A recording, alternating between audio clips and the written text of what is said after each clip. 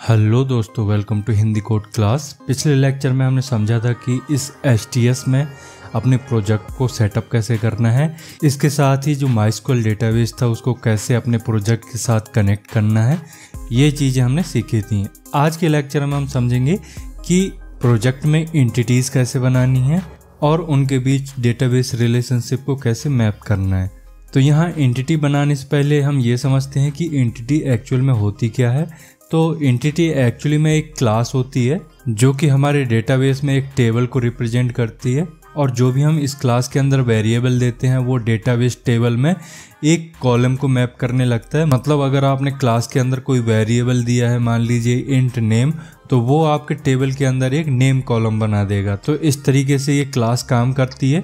इसको database table में represent करने के लिए एक एनोटेशन का यूज करते हैं, एंटिटी, जिससे कि हाइबरनेट को पता चलता है कि इस क्लास को एज अ टेबल रिप्रेजेंट करना है। मतलब जो भी आप क्लास बनाओगे और उसके ऊपर आप एट एंटिटी एनोटेशन का यूज करते हो, तो हाइबरनेट को ये मैसेज जाएगा कि ये जो आपने क्लास बनाई है इसका हमको एक टेबल बनाना है, और इस क्लास के अंदर जो भी वेरिएबल डिफाइन है उनको एज अ टेबल कॉलम के रूप में रिप्रेजेंट करना है। तो इस तरीके से काम करता है। तो चलिए बनाते हैं।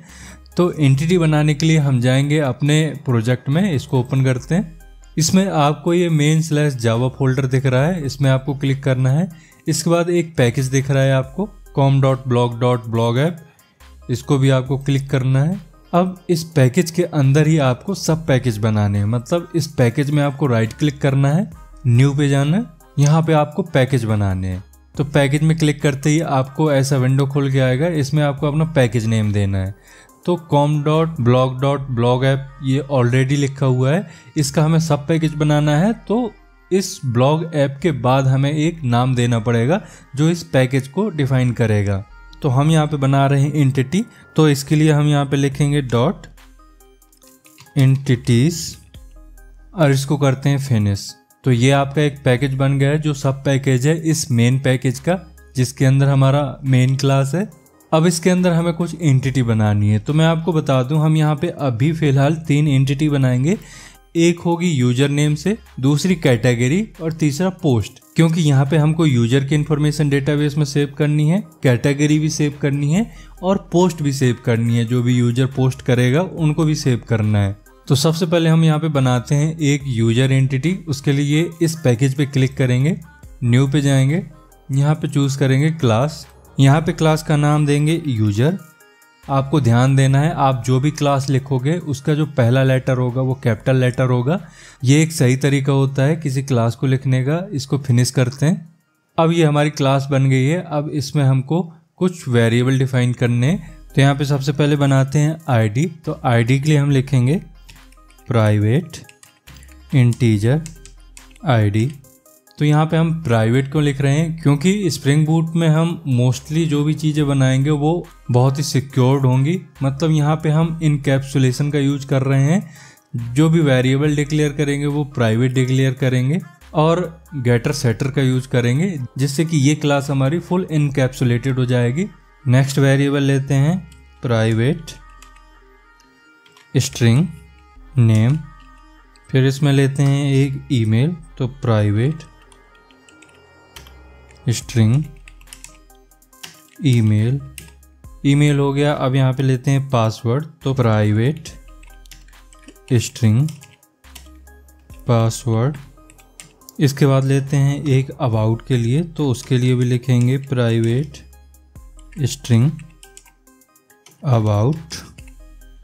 इसमें भी सेमीकोलन लगा देते हैं, और हमारे नेम में सेमीकोलन नहीं है, इसमें भी लगा देते हैं। तो ये परफेक्टली बन गया। अब हमें सबसे पहले हाइबरनेट को ये बताना होगा कि जो भी ये हमने क्लास बनाई है इसको आप डेटाबेस में एक टेबल के रूप में रिप्रेजेंट कर दो। तो उसके लिए यहाँ पे एक हमें एनोटेशन का यूज करना पड़ेगा, एट एंटिटी। इसका पैकेज इंपोर्ट करते हैं एंटिटी। अब ये टेबल आपकी एंटिटी टेबल बन गई है। बट अब हमें चाहिए कि जो भी इस क्लास का टेबल बने, इस क्लास के लिए एक टेबल बनेगी। तो जो भी टेबल बने उसका जो टेबल नेम हो वो हमारे अकॉर्डिंग हो। तो उसके लिए हम यहाँ पे एक एनोटेशन देंगे, एट टेबल, और यहाँ पे टेबल बन गई। इस टेबल को हमें नाम देना पड़ता है तो इसमें हम देंगे नेम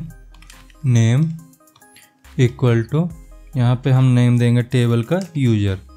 तो अब इस यूजर नाम से हमारी टेबल बन जाएगी। आपको और कोई नेम देना है तो दे सकते हैं, बट अगर आप इस कोड को फॉलो कर रहे हो तो आप यूजर नेम ही देना। अब ये जो आईडी है इसको हम चाहते हैं कि ये एक प्राइमरी की के रूप में रिप्रेजेंट हो, तो इसको एज अ प्राइमरी की रिप्रेजेंट करने के लिए इसमें एक एनोटेशन यूज करते हैं @id। अब हम चाहते हैं कि ये जो आईडी है ये ऑटोमेटिक जनरेट हो, हमें मैनुअल ना देना पड़े। उसके लिए आप यहाँ पे एक एनोटेशन दोगे जनरेटेड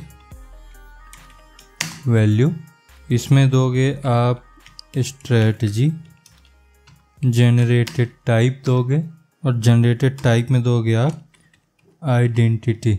इससे क्या होगा, आपकी जो आईडी है वो एज अ प्राइमरी की डिफाइन हो जाएगी और उस आईडी में हमें मैनुअल कुछ डालना नहीं पड़ेगा, ऑटोमेटिक इंक्रीमेंट होगा। मतलब जब भी कोई नया डेटा जाएगा, कोई नया यूजर जाएगा टेबल में, तो आईडी ऑटोमेटिक इंक्रीज होगी, हमको मैनुअल नहीं डालना पड़ेगा।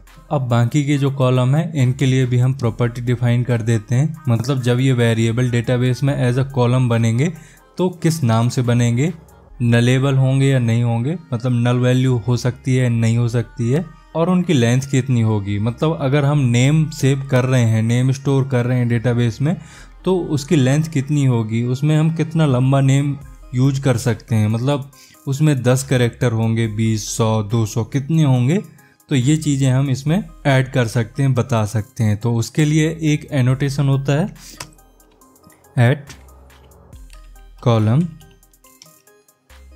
इस कॉलम का नेम हमें देना है, तो उसके लिए हम लिखेंगे नेम दे देंगे हम यूजर अंडरस्कोर नेम। इसके बाद हमें बताना है कि इसमें हम नल वैल्यू सेव कर पाएंगे, नल वैल्यू स्टोर कर पाएंगे या नहीं कर पाएंगे। तो इसके लिए एक और प्रॉपर्टी देनी पड़ेगी हमें, नलेबल को कर दीजिए फॉल्स। इसके बाद बतानी है हमें लेंथ आप कर दीजिए 100। तो ये हमने सारी चीज़ें इसको बता दी। अब ये एनोटेशन जिस वेरिएबल के ऊपर होगा उसी को ये डिफाइन करेगा, मतलब उसी की प्रॉपर्टी सेट करेगा। ये हमने नेम के ऊपर लिखा है, मतलब ये केवल नेम वेरिएबल के लिए है। इसी तरह से अगर हम इन वेरिएबल के ऊपर भी इसी तरह का कॉलम एनोटेशन लगाते हैं तो इसमें भी ऐसी प्रॉपर्टी सेट कर सकते हैं, बट अभी फ़िलहाल हमें ज़रूरत नहीं है। ये सिर्फ मैंने जो कॉलम एनोटेशन लगाया है ये सिर्फ आपको समझाने के लिए है। अब इसमें हमें गेटर, सेटर और टू स्ट्रिंग देना पड़ेगा। तो उसके लिए हम यहाँ पे मेथड नहीं लिखेंगे, हम यहाँ पे जस्ट एनोटेशन का यूज करेंगे, क्योंकि आपको पता है कि हमने डिपेंडेंसी में लैम्बॉक की डिपेंडेंसी ऐड ऑन करी थी, जिससे कि बहुत सारा कोड वो ऑटोमेटिक जनरेट करके दे देता है। तो यहाँ पे हम लैम्बॉक एनोटेशन की यूज कर रहे हैं। तो सबसे पहले यूज कर रहे हैं गेटर के बाद सेटर के बाद टू स्ट्रिंग। इतना सिंपल है।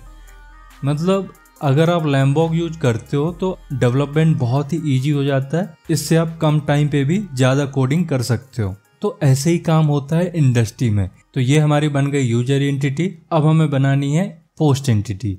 उसके लिए फिर से हम इस पैकेज पे राइट क्लिक करेंगे जो एंटिटी पैकेज है, न्यू के बाद क्लास। इसमें हम नाम देंगे पोस्ट फिनिश। तो इसमें भी हमें बहुत सारे वेरिएबल चाहिए होंगे, जैसे पोस्ट आईडी क्या है, कंटेंट क्या है, किस डेट को आप लिख रहे हो, तो बहुत सारी इन्फॉर्मेशन होगी। तो उनको एक एक करके यहाँ पे लिखते हैं। तो यहाँ सबसे पहले हम आईडी लिखेंगे, तो उसके लिए भी हमें सेम चीज़ लिखनी पड़ेगी।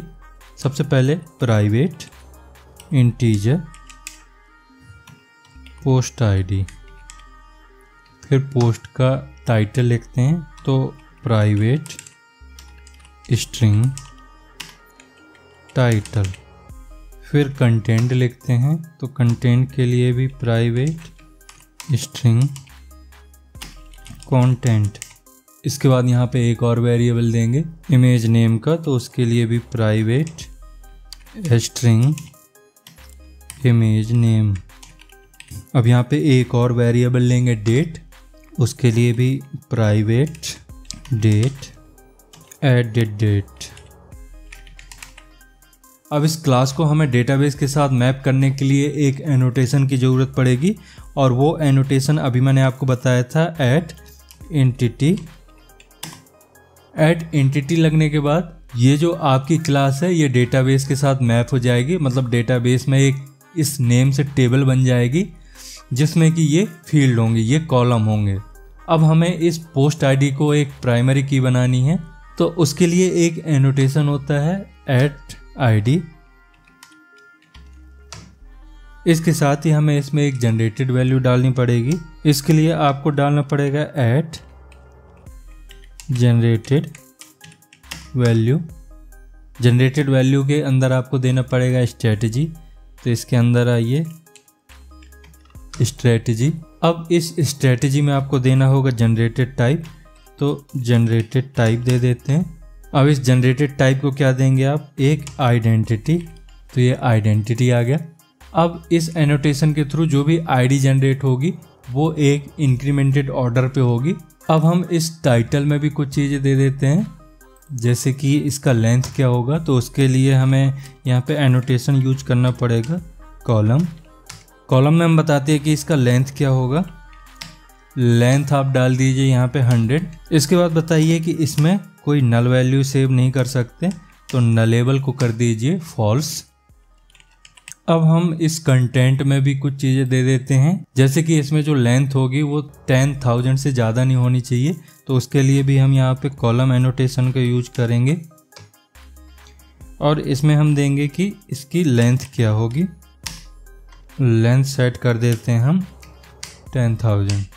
अब ये हमारा हो गया प्रॉपर। अब इसमें हमें गेटर सेटर देने हैं, तो यहाँ पे गेटर दे देते हैं। इसके बाद सेटर भी देते हैं, टू स्ट्रिंग भी दे देते हैं। तो ये चीज़ हो गई। अब एक काम करते हैं, इस चीज़ का टेबल नेम भी दे देते हैं, तो अभी टेबल इसी नेम से क्रिएट होगी। बट अगर हमें इसको कस्टम नेम देना है तो उसके लिए हम एक यहाँ पे एनोटेशन लगाएंगे टेबल, और उस टेबल में नेम देंगे पोस्ट। तो ये आपका हो गया। इसको भी सेव करते हैं, Ctrl+S। हमने user.java को भी अभी सेव नहीं किया है, तो इसको भी सेव कर लेते हैं। अब ये हमारी 2 एंटिटी बन के तैयार हो गई हैं। एक और एंटिटी की ज़रूरत है, तो उसके लिए फिर से हम इस पैकेज पे राइट क्लिक करेंगे जो हमारा एंटिटी पैकेज है, और इसमें हम फिर से न्यू में जाके इस क्लास को चूज़ करेंगे। इसका नाम देंगे हम कैटेगरी, इसको करते हैं फिनिश। तो अब हमें यहाँ पे कुछ वेरिएबल की ज़रूरत पड़ेगी जो इसकी डिटेल रख सके। तो यहाँ पे सबसे पहले हमें एक आईडी की ज़रूरत पड़ेगी, तो उसके लिए हम यहाँ पे लिखेंगे प्राइवेट इंटीजर कैटेगरी आईडी। अब हमें देना है कैटेगरी टाइटल, तो उसके लिए फिर से प्राइवेट स्ट्रिंग कैटेगरी टाइटल। इसके बाद देना है हमें कैटेगरी डिस्क्रिप्शन, तो प्राइवेट स्ट्रिंग कैटेगरी डिस्क्रिप्शन। ये हमारा हो गया। अब हम ये जो कैटेगरी आईडी है इसको एज ए प्राइमरी की डिनोट करेंगे। उसके लिए हमें यहाँ पे आईडी एनोटेशन का यूज करना है। इसके बाद हमें इसमें जनरेटेड वैल्यू भी देनी पड़ेगी।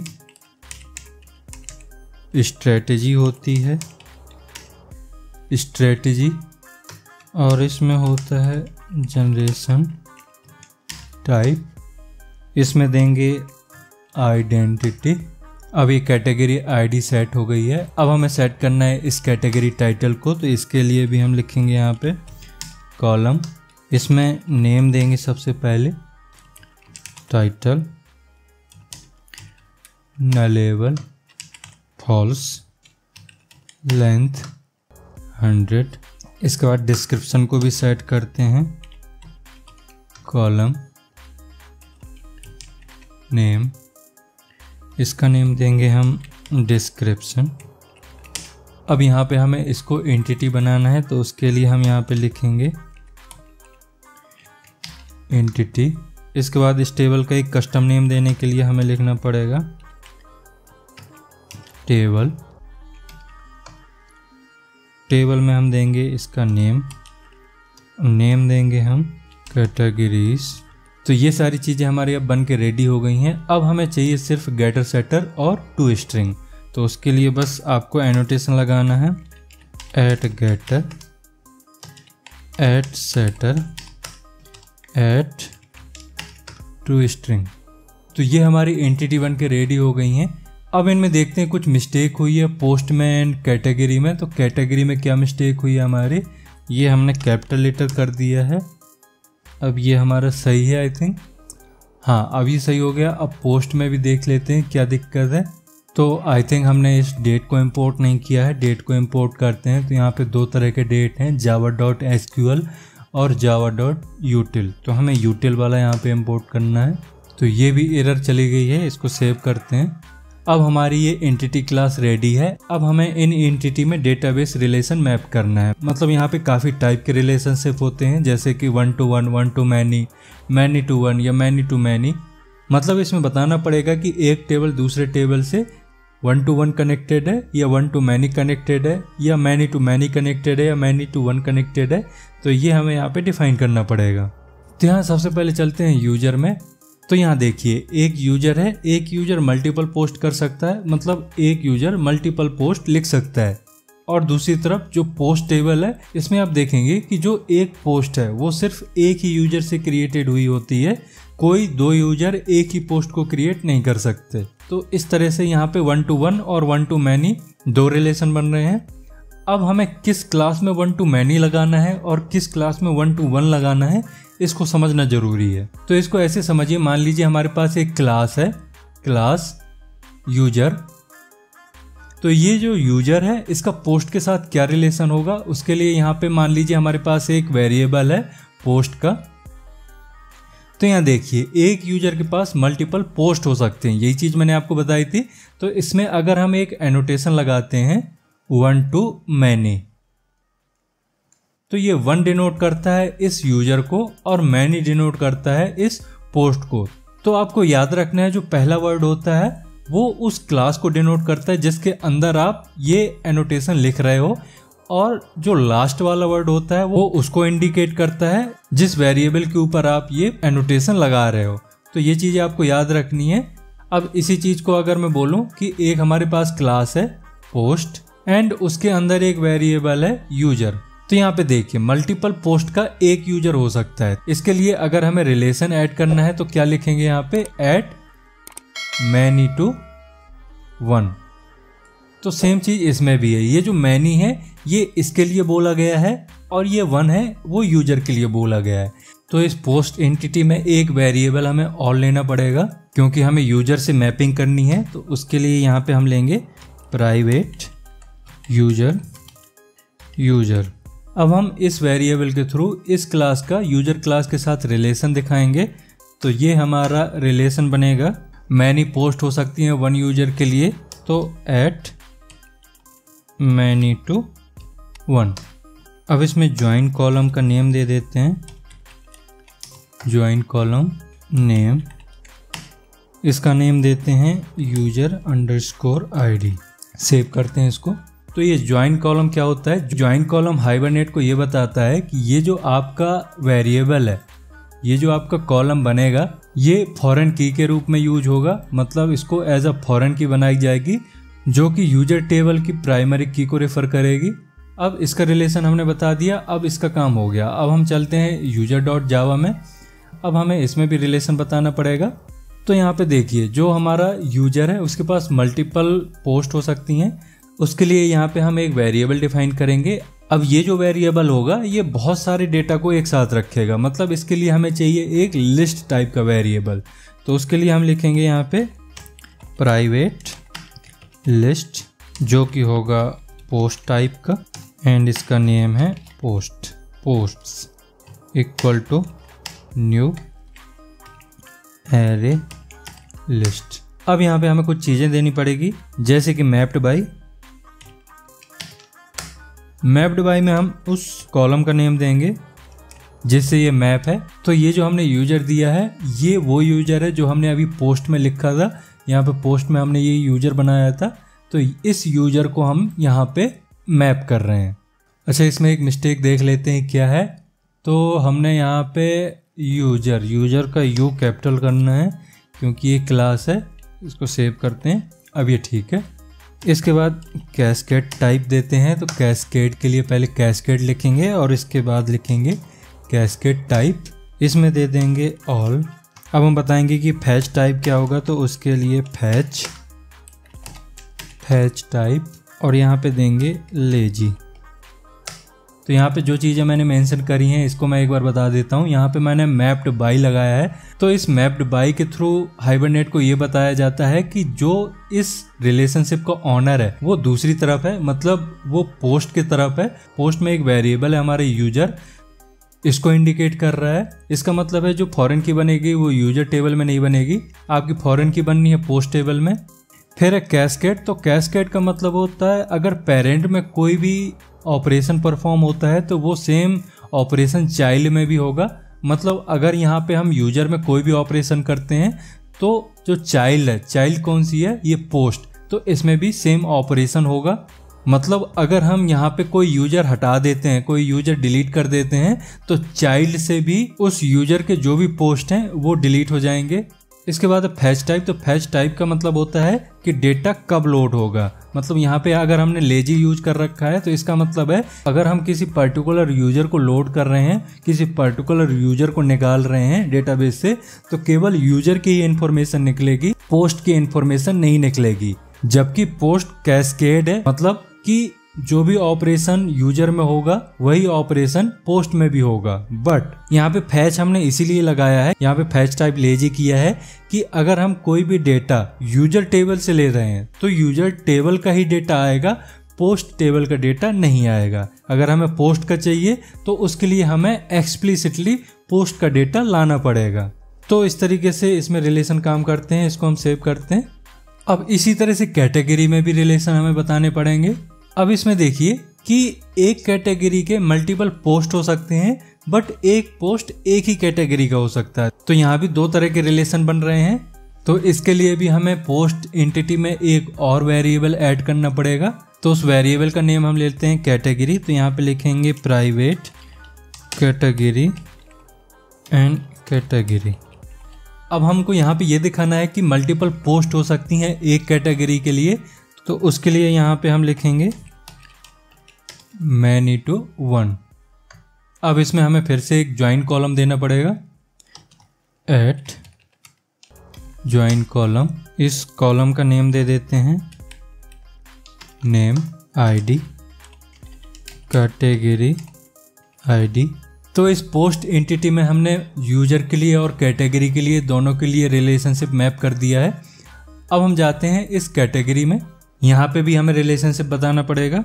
तो यहाँ पे 1 to many होगा क्योंकि एक कैटेगरी के मल्टीपल पोस्ट हो सकती हैं। तो उसके लिए यहाँ पे एक हम वेरिएबल लेंगे प्राइवेट। ये वेरिएबल एक लिस्ट लेगा क्योंकि मल्टीपल पोस्ट हैंडल करनी है इसको, जो कि होगा पोस्ट टाइप का। और इसको देते हैं post equal to new array list. तो अब ये मल्टीपल पोस्ट को हैंडल कर सकेगा। यहाँ पे पोस्ट नहीं पोस्ट कर देते हैं, ठीक है। अब यहाँ पे हम रिलेशन मैप कर देते हैं। तो जो कैटेगरी है ये एक कैटेगरी में मल्टीपल पोस्ट हो सकती हैं। तो यहाँ पे कैटेगरी और पोस्ट टेबल के साथ 1 to many रिलेशन होगा। तो यहाँ पे एट 1 to many। फिर आपको पता है यहाँ पे हमें क्या देना है, मैप्ड बाय देना पड़ेगा। तो मैप्ड बाय दे देते हैं। ये जो हमने पोस्ट एंटिटी में कैटेगरी अभी बनाई थी उसी के साथ मैप करना है। तो यहाँ पे मेंशन कर देते हैं कैटेगरी। इसके बाद कैस्केड टाइप देते हैं। कैस्केड टाइप के लिए हमें देना पड़ेगा यहाँ पे कैस्केड टाइप में डॉट ऑल। इसके बाद हमें फैच टाइप भी देना पड़ेगा। तो फैच में होगा फैच टाइप और फैच टाइप में होगा लेजी। तो ये हमारे सारे एंटिटी में रिलेशनशिप भी मैप हो गए हैं। अब इसमें दिखा रहा है कुछ एरर है, तो क्या एरर है देख लेते हैं। इसको लिस्ट समझ नहीं आ रही क्या, कौन सी लिस्ट है? तो लिस्ट यूटिल की है। ओके, पैकेज का इशू था। अब इस यूजर में भी देख लेते हैं, कहीं पे ये एरर है एक। तो प्राइवेट लिस्ट, इसमें भी शायद हमने पैकेज इंपोर्ट नहीं किया है, तो इसकी भी एरर चली गई। तो अब ये हमारी एंटिटी एकदम कंप्लीट है। अब हम नेक्स्ट लेक्चर में इसका एक CRUD ऑपरेशन परफॉर्म करेंगे। तो आज हमने सीखा कि एंटिटीज को कैसे क्रिएट कर सकते हैं। इसके अलावा हमने देखा कि किसी एंटिटी में किसी दूसरी एंटिटी का रिलेशन कैसे मैप करते हैं, मतलब एक टेबल किसी दूसरे टेबल के साथ किस तरीके से काम करता है, ये चीज हमें मैपिंग के थ्रू बतानी पड़ती है। तो इसके लिए भी मैंने आपको ट्रिक बताई है जिससे आपको पता चल जाएगा कि किस क्लास में हमें 1-to-1 रिलेशन मैप करना है और किस क्लास में 1-to-many रिलेशन मैप करना है। तो अब हम मिलते हैं नेक्स्ट लेक्चर में। Thank you.